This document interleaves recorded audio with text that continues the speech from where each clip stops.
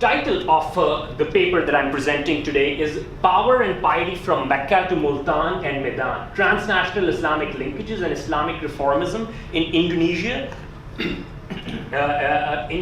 and Pakistan. Now, over the course of this presentation, I'm going to start off by building a case for my argument. I will then move on to provide you a sense of the conceptual framework for the paper, and then the evidence, give you some evidence to, some excerpts from the paper to support my argument, and then, before concluding. I shared I hope some of you got the chance to read the paper. I'll try my best to stick to time and, and only cover the broad contours of my argument. Now, first, over the course of this presentation, I hope to build towards two fundamental ideas. One, piety can resemble a form of liquid authority that is transmitted transnationally by a variety of transnational actors. And two, this piety can be actualized into social outcomes.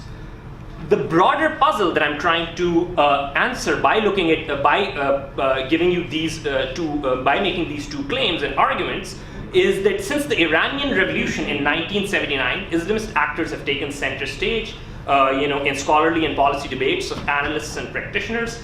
Some have argued that religious resurgence and democratization are two of the most crucial developments in the final decades of the 20th century. Now, I argue instead that religion had never withered away, but was merely underanalyzed by analysts and practitioners of politics for much of the 20th century.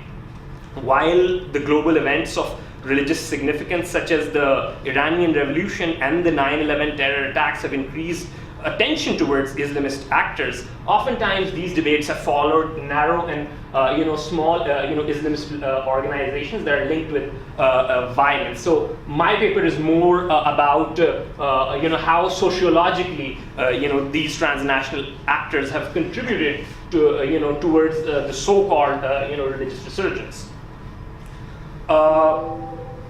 What I found when I looked at this at the literature was that there were, in essence, three causal pathways through this, that contributed towards the through which transnational piety can be transmitted. First, the causal pathway of human movement.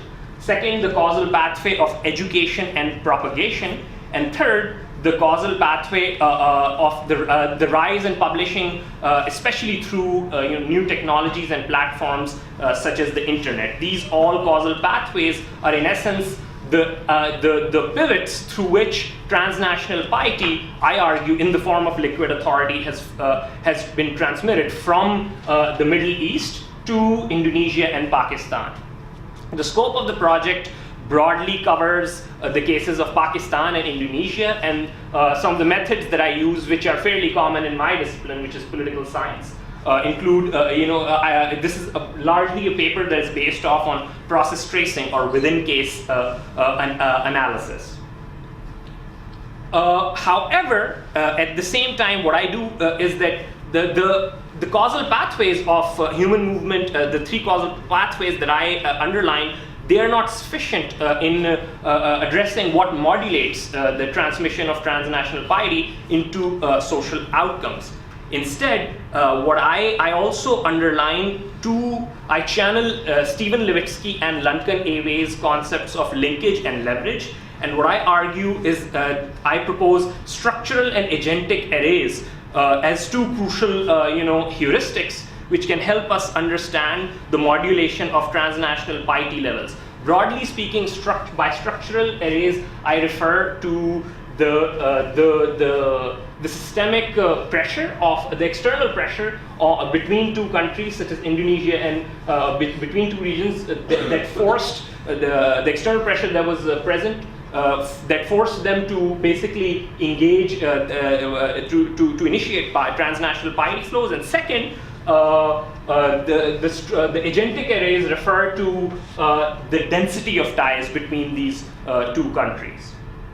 Now, here is basically the empirical framework that I use to give you a sense of how transnational piety can be transmitted. As you can see, first there are the 3 causal pathways, but then I break it down into the specific conduits that encompass these causal pathways, such as traders, students, pilgrimage, which by that I mean Hajj, which is major pilgrimage in Islam, and minor pilgrimage, which is Umrah, diaspora communities. So Pakistan, for instance, has 53% of Pakistan's diaspora, official diaspora, currently resides in the Middle East, and I argue that that was a major force in basically initiating the so-called religious resurgence in Pakistan and broadly in a lot of other Muslim majorities countries. So ultimately, what I provide to you through this empirical framework is a way to analyze how transnational piety can be transmitted, and it can be studied empirically through this framework within Muslim majority countries. And ultimately, what I hope to build towards, what I'm trying to venture towards, is the claim that, in fact, as opposed to what much of the influential literature claims, this reformism was a bottom-up and organic process, as opposed to being a state-led project, which a lot of oftentimes these policies in Muslim majority are labeled under the moniker of Islamization. I propose instead the concept of bottom-up Islamization in the paper that I shared with that Professor Amy shared with some of you before the start of this conference. Now, this is just some preliminary excerpts from the case of Indonesia, just to give you a sense of how I basically try to break things down for the case of Indonesia. Similarly, this is an impact assessment that I conduct for the case of Pakistan. As you can see, when it comes to first the traders. Now, traders historically were very salient, in the literature, in basically ideational flows between these two, regions. But over time, they have changed in form, oftentimes taking the form of business ventures. It's hard to find exact figures for the trade data when it comes to business data, when it comes to Pakistan and the Middle East. But I do provide statistical evidence supporting my figures supporting my argument as well. Now, students. The largest, when it comes to Pakistan, the largest share of Pakistani Muslims, they go to Saudi Arabia. When it comes to Indonesia, it's Egypt is the largest recipient of in this year, in the current year alone, the Saudi government provided 583 scholarships to Pakistani students to study at different Saudi educational institutions.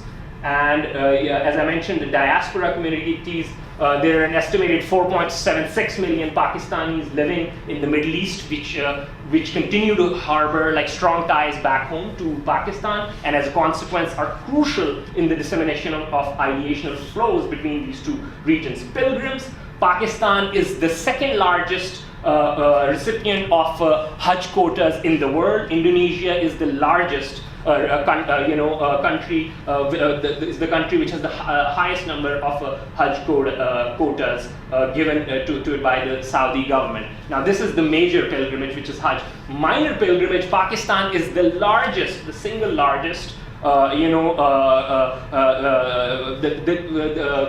individuals with the Pakistani citizens comprise the largest number of international travelers who are entering the Kingdom of Saudi Arabia for the purpose of performing minor pilgrimage or Umrah, and the second largest is Indonesia. So we see a very good, so by looking at both Pakistan and Indonesia, in a certain sense, I'm increasing the robustness of my argument, and here I use the language that is associated with the method that I'm primarily applying in this paper, which is process tracing. And 5 crucially, terrorist networks, especially since the since the Soviet invasion of Afghanistan since 1979 and the ensuing war that followed, there were these multinational mujahideen which oftentimes moved between these regions, and I show some evidence in the paper by referencing one of the most famous, arguably, jihadists in at least in the 20th century, which is Osama bin Laden, and showing how Abdullah Azzam and and Osama bin Laden, these networks basically traveled to Pakistan and in a certain sense contributed to the transmission of ideational flows. And throughout this analysis, I'm also invoking both structural and agentic arrays, because these causal pathways in and of themselves are insufficient in basically these are the pathways through which piety can flow, but they don't. But that doesn't tell us much about the intensity or the direction of in which the piety can flow. And for that, we need to look at other things as well, which are encompassed by my framework of by my concepts of structural and agentic arrays, which once again I adapt from Stephen Levitsky and Duncan Away's concepts of linkage and leverage. Finally, what have I shown to you today? First, I have shown that transnational piety can resemble liquid authority. And just a bit about the concept of liquid authority. By liquid authority, I mean a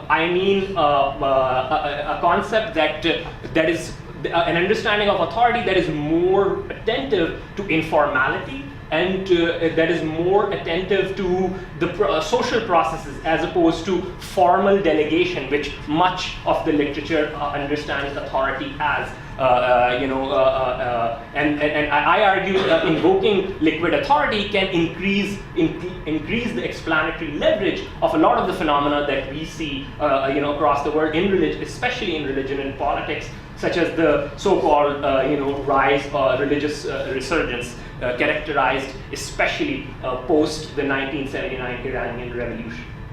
Now, what I also show through what I've also built the case over the course of this presentation is to show that not only can transnational piety be transmitted, not only show you how transnational piety can be transmitted specifically, but also crucially it can be associated with social outcomes. So there is a link between how these ideational flows are transmitted and that they're socially productive. And by socially productive, I mean that you see observable outcomes in many ways as a consequence of these ideational flows. So in many ways, ideas over time can take independent causal forces of their own. Now, with that, I would like to conclude, and I'm happy to take any questions.